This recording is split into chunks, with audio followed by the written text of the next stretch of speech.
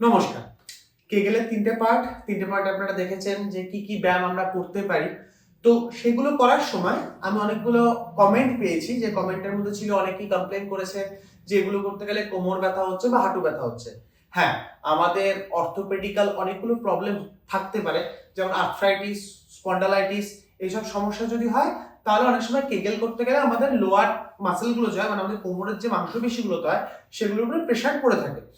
তো যাদের কোমর ব্যথা আছে তাদের ক্ষেত্রে কিছু রেস্ট্রিকশন আমরা মেনটেন করব, আর যাদের হাঁটু ব্যথা আছে তাদের ক্ষেত্রে একটা রেস্ট্রিকশন আমরা মেনটেন করব। যেরকম যারা কোমর ব্যথা আছে, কোমর ব্যথার ক্ষেত্রে আপনি যদি আমার ব্যাকে কখনো কোনো পেইন সেগমেন্টের ভিডিওগুলো দেখেন, দেখবেন আমরা ব্রিজিং এর উপরে প্রচুর জোর দিই। তাহলে আমরা যখন কেগেলও করছি, কেগেলের ক্ষেত্রেও যারা কোমর ব্যথায় ভুগছেন তারা কিন্তু এক্সটেনশন এক্সারসাইজ গুলো করবেন। মানে কেমন, আমি শুলাম, আমার হাত দুটো দুপাশে, আমি এইভাবে যে কোমরটা তুলছিলাম এটা আমার কোমরের জন্য প্রচন্ড ভালো কাজ করে। তাহলে আমি একই রকম ভাবে কোমরটাকে হোল্ড রেখে এরপর আমি দেখিয়েছিলাম বাটারফ্লাই পজিশনিং, এবং পাটা যতটা পারবে স্প্রেড অ্যান্ড ডিপ, এই ব্যায়ামটা আমরা করব। কোমরটা কিন্তু উঁচুতে থাকবে এবং আমার যে থোরাসিক স্পাইন, মানে আমার পিঠের উপর দিকের পার্টটা কিন্তু আমার একদম মাটিতে থাকবে। এটা করতে পারি। তারপর আমরা বারবার যে জিনিসটা দেখিয়েছি, দুটো হাত থাকবে স্পাইনের দুপাশে, মানে শিরদাঁড়ার দুপাশে একটু উপরের দিকে। এরপর আমি কোমরটাকে জাস্ট সামনের দিকে ঠেলছিলাম। লো ব্যাক পেইন বা সায়াটিকার পেইন যারা আছে তাদের ক্ষেত্রে এই ব্যায়ামটা খুব ভালো কাজ করে। তো একই রকম ভাবে শুলাম, আস্তে আস্তে কোমরটাকে হাতের দিকে ঠেলবো, এই পজিশনে হোল্ড করবো 8 থেকে 10 সেকেন্ড। 1 2 3 4 5 6 7 8 9 10, রিলিজ। আমি এই এক্সারসাইজটা করতে পারি। এই এক্সারসাইজটা কি করবে, আমার লোয়ার ব্যাকের পাওয়ারটাকে আপ করবে, এবং যারা কোমর ব্যথায় ভুগছেন বলছে কেগেল করতে গিয়ে, তারা অনেকটা রেহাই পাবে। এবার যারা বলছেন আমি হাঁটু ব্যথায় ভুগছি, নি পেন অনেক ক্ষেত্রেই দেখা যায় যে আমার স্ট্রেস করতে অসুবিধা, হাঁটুর ক্ষেত্রে দেখা যায় যে আমি বেশি ফোল্ড করতে গেলে অনেকের সমস্যা হয়।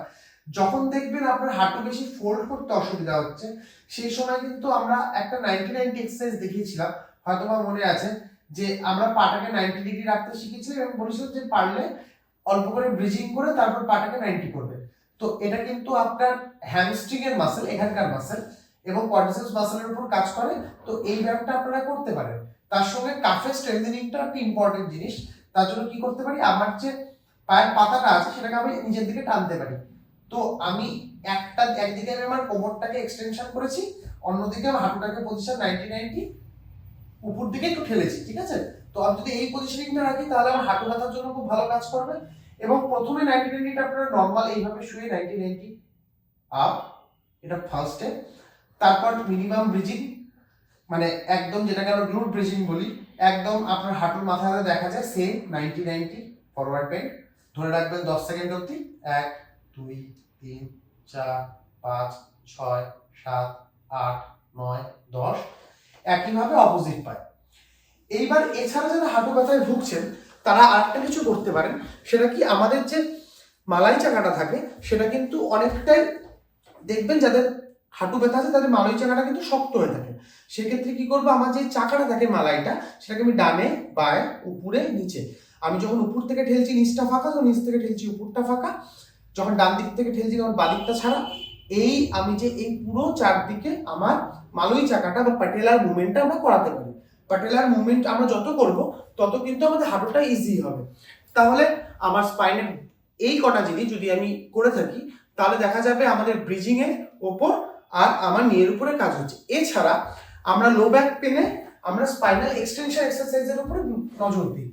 এক্সটেনশন এক্সারসাইজ মানে কি, আমরা এইটা করে থাকি। এবার আমরা যখন এই পজিশনে শুয়ে আমরা কোবরা পজিশনিং করছি, আমরা এই ব্যায়ামটা করছি, এটা কিন্তু আমার কেগেলেও দারুণ কাজ করে, একই রকম ভাবে আমার লো ব্যাক পেনেও দারুণ কাজ করে। এইবার কেগেলের ক্ষেত্রে মাথাটা সোজা, লো ব্যাক পেনের ক্ষেত্রে মাথাটা সোজা, হোল্ড করবেন 15 সেকেন্ড। 1 2 3 4 5 6 7 8 9 10 11 12 13 14 15। এবার আস্তে করে হোল্ডটা নামাবেন। বিছানা থেকে যখনই শোবেন বা উঠবেন একদিকে কাত হয়ে উঠবেন। আর এক বন্ধু আমাকে বলছিলেন তার সমস্যা হচ্ছে যে তার শিশ্ন অনেক বেশি উত্তেজিত হয়ে যাচ্ছে, কেগেল ব্যায়াম যখনই করবেন মনে রাখবেন একটা টাইম শিডিউল মেনে করবেন। আপনি 10 মিনিট করে সারাদিনে করুন। আপনি ফার্স্ট পার্টে দেখেছেন আমি খুব নর্মালি খুব হালকা ব্যায়ামগুলো দেখিয়েছি, সেকেন্ড পার্টে আরো একটু আমি কঠিন করেছি, এবং থার্ড পার্ট যখন আসছে থার্ড পার্টটাতে কিন্তু আমি অনেক অল্প সময় অনেকগুলো ব্যায়াম দেখিয়েছি। তো ফার্স্ট সেকেন্ড থার্ড যারা করছেন এবং পেইন রিলেটেড প্রবলেমে ভুগছেন তাদের জন্য আজকের ভিডিওটা, এবং যারা ফার্স্ট সেকেন্ড থার্ড দেখেননি তারা দয়া করে প্রথম, দ্বিতীয় এবং তৃতীয় ভিডিওটা দেখবেন। 3টে ভিডিওরই লিঙ্ক ডেসক্রিপশনে দেওয়া থাকবে। আর তার সঙ্গে আপনি আমার চ্যানেলে গিয়ে দেখতে পারেন। যারা নতুন আসছেন আজকে চ্যানেলে নিশ্চয়ই সাবস্ক্রাইব করবেন এবং শেয়ার করবেন, এবং আপনাদের যদি কোনো সমস্যা থাকে আমি সবসময় আপনাদের পাশে আছি। আপনারা কমেন্ট করে জানাবেন, আমি নিশ্চয়ই আপনাদের কমেন্টে জবাব দিব, এবং তারপর আপনাদের কোশ্চেনগুলো আমি ভিডিও করে নিশ্চয়ই আবার দেখাবো। আর আপনাদের জন্য আমার একটা কোশ্চেন, এরপরে আপনাদের কি সমস্যা যদি জানান তাহলে আমাকে পরের ভিডিওটা বানাতে সুবিধা হয়।